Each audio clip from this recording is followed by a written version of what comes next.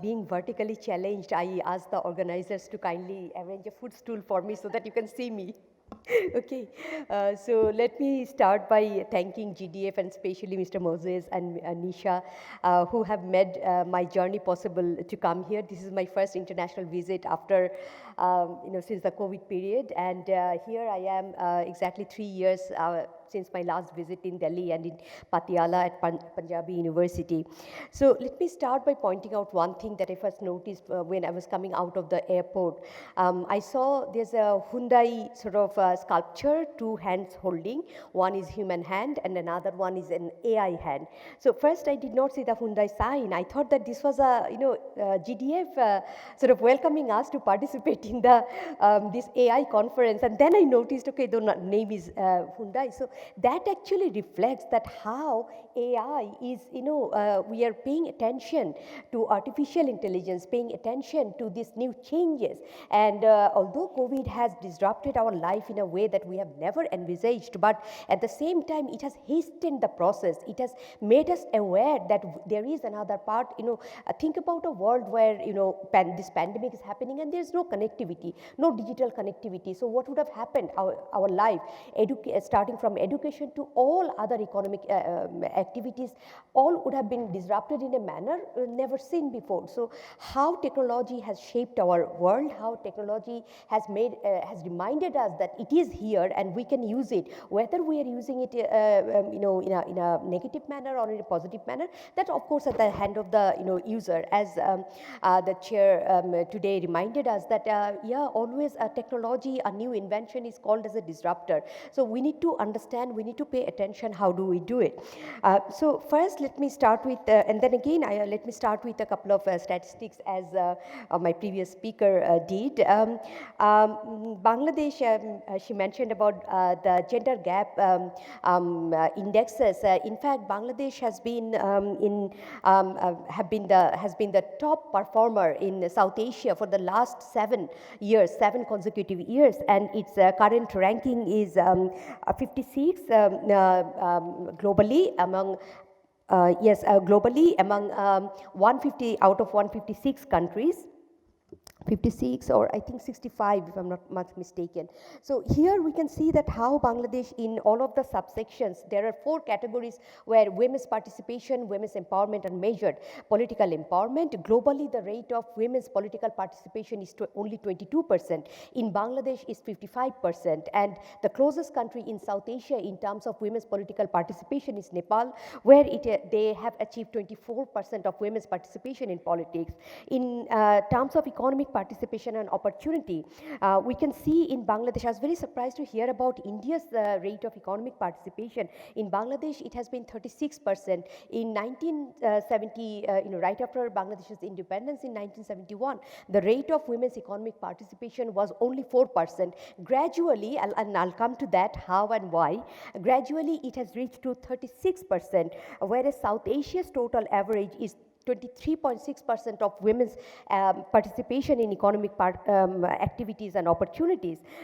In terms of educational attainment and health and survival, Bangladesh is not doing that well.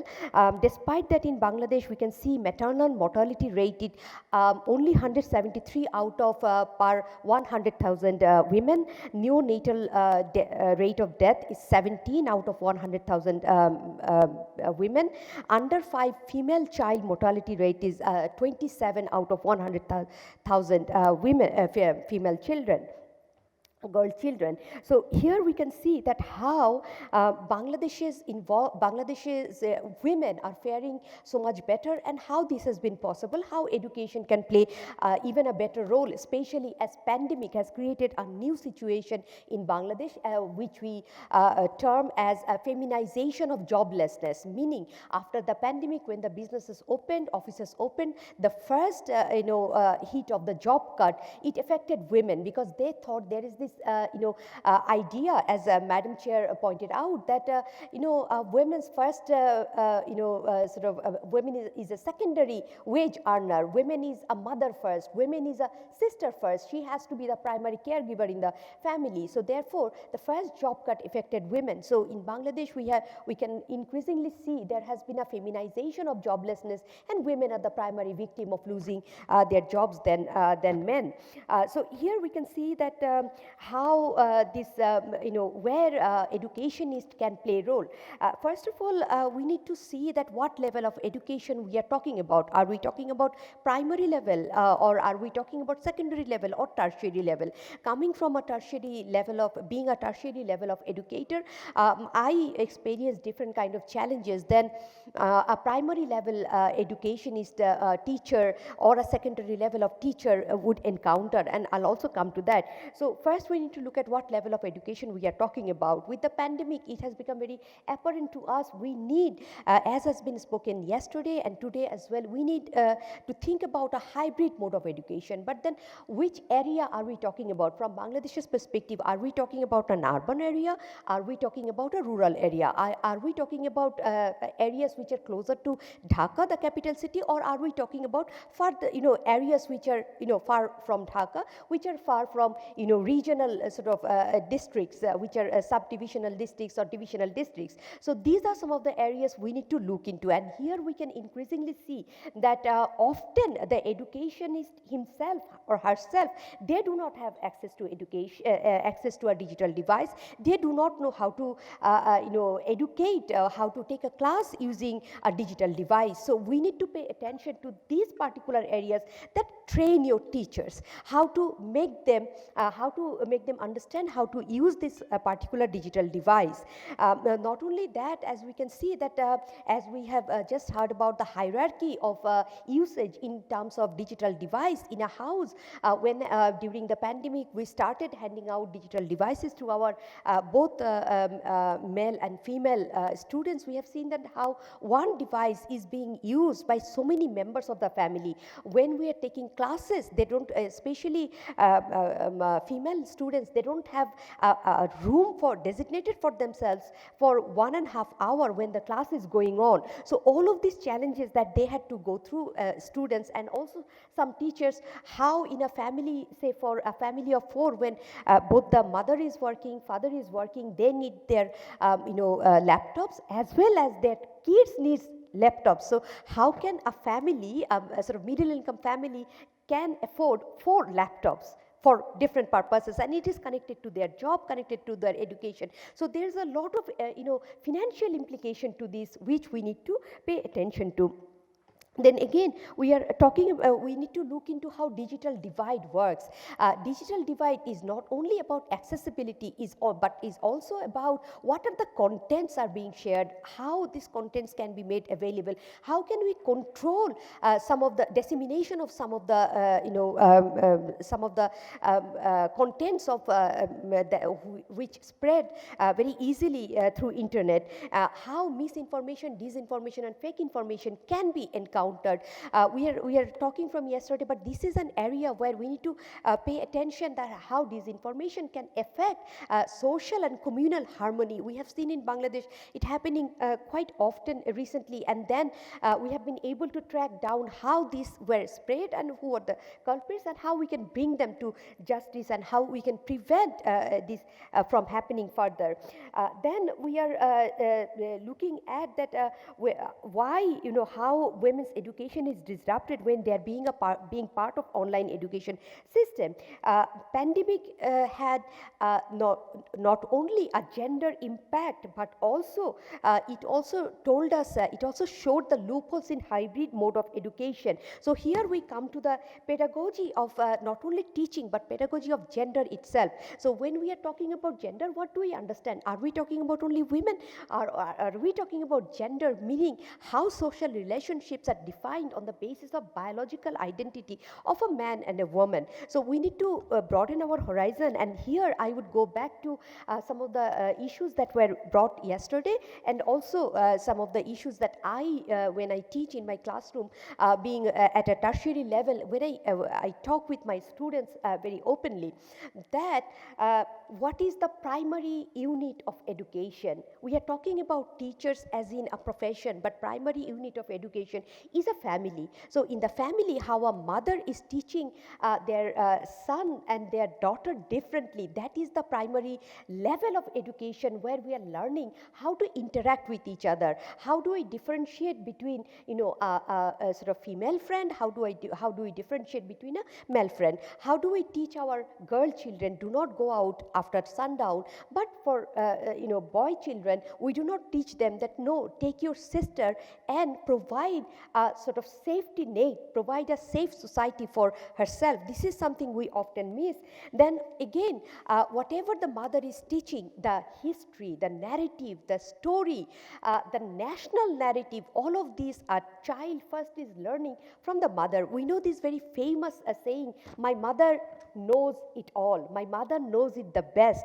So no matter whatever is there in the content out there, but a girl child or a boy child is first being educated at the home. So although it's a cliche, but we need to say it over and over again, we need an educated mother. Without an educated mother, a family cannot develop, and the family's contribution to the creation of a community.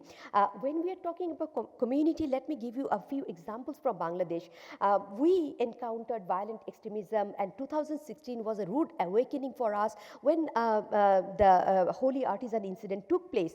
And some of them came from a very wealthy, well-off families who had photos with some of the very famous Hollywood actresses. They were, elites of the society, but how did they get brainwashed? This is a question we never got answers of.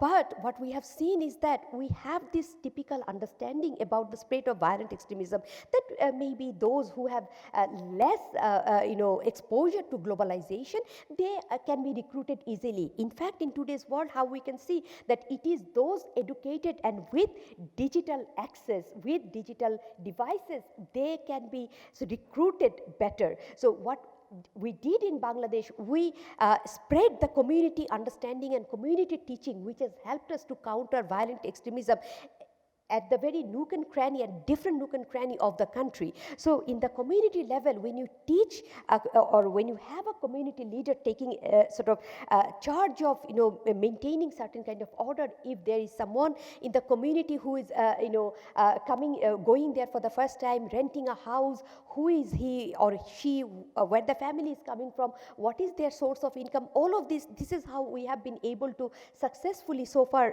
keeping our fingers crossed, so far we have been able to create a community awareness where women also played very important role, because women have access to other women in the way of sharing recipes, talking about your in-laws, talking about your parents, talking about your families, your children's education, and that is how women have helped in maintaining certain social order. Then second area which we are also gearing for achieving success is women, peace and security. This is one of the pillars of United Nations peacekeeping operations, where Bangladesh is once again top contributing troops contributing country. I'm very proud to talk about my country standing here. So here Bangladesh initiated this idea of women, peace and security, which is a result of decades-long women's activism, where they wanted to recognize the role of women at every level of peacekeeping, peacemaking, peace building, because peace is not only just the absence of violence, it's also how you engage the community. So as part of WPS, countries are supposed to prepare their own national action plan, where women's role in the society, women's outlook, women's level of participation, both economic and at the peacemaking level, should be outlined. There should be a national strategy strategy. And here we have seen that when I participated in a conference in 2021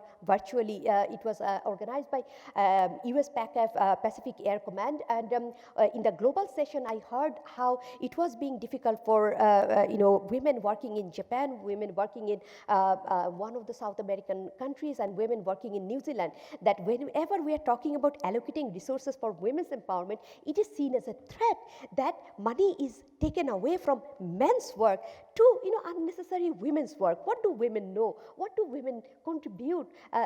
They know nothing. They just take care of their children, and that's their task. But what Bangladesh has done, MOFA, Ministry of Foreign Affairs, is the lead agency under MOFA's leadership. There are other ministries, 13 to 14 ministries altogether. What we are doing is gender mainstreaming. That is, gender is not only about women, but gender is about allocating tasks to men and women and integrate them for a common future. This is something we are doing, and we have been so far very successful. And there are years to come. We have adopted our National Action Plan in 22nd December 2019, and it is going on. So there are a lot of areas in terms of climate resilience. Why Bangladesh is called as the disaster capital of the world? Because in Bangladesh we have learned to live with disaster. Although while I'm talking about this right now in northeastern district Sylhet, we are suffering a very unprecedented situation and flood, and that is being taken care of. However, despite we are in the middle of a crisis there, I can tell you for sure that how Bangladesh has learned, and Bangladesh has been teaching, because Bangladeshi scientists working with international scientists, we have been able to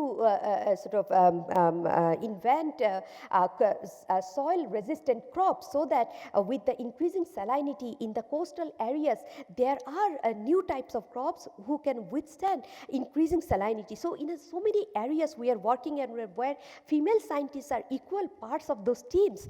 So I can tell you for sure that in Bangladesh, in several areas, and especially in terms of informal employment, how low-income families through microcredit and through other sort of involvements, they are being part of informal economy, and this is something that we are extremely proud of. And last but not the least, I'll talk about RMG sector. I'm sure you may have a lot of questions about that, how RMG sector has changed the face of Bangladesh and increased women's participation. So in 2019, there was an interesting article published in South China Morning Post. It's good over Made in China. This is time for Made in Bangladesh. We are so proud of all of this attention Bangladesh is getting, but the challenge for us is how to make a work environment which can help women and which can gradually dispel this understanding that women are the primary caregiver just because biologically they can give birth to children. Because we can give birth doesn't mean that women have to take the primary caregiver. And one question I throw to my students, as a ma'am said, one question for all the men here, that one question I throw to my students, first year students who are like 17, 18-year-old, and who are very in how it's a taboo to talk about family and sex and other sort of issues in South Asian societies. I ask them that, do women bring their kids from their parents' house, baper bari, parents' house, do they bring their kids, or is it a decision taken by both husband and wife? And then the 17, 18-year-old kind of children or adults, they're sort of smiling, hiding their face, because they do not know how to answer. They know the answer, but they do not know how to answer this question. And then gradually a few of them tells, no, women do not bring children from their parents' house. So I tell them, so whose responsibility it is to take care of the child? So then they start thinking. So we have to make people think.